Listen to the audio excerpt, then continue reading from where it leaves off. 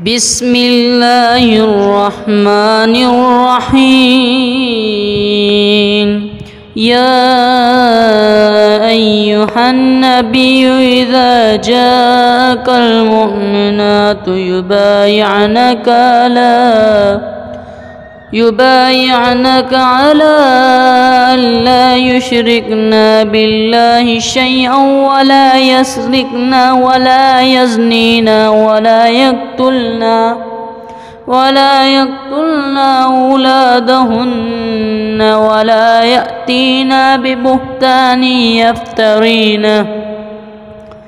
ببهتان يفترينه بين أيديهن وأرجلهن ولا يعصينك في معروف فبائهن واستغفر لهن الله إن الله غفور رحيم.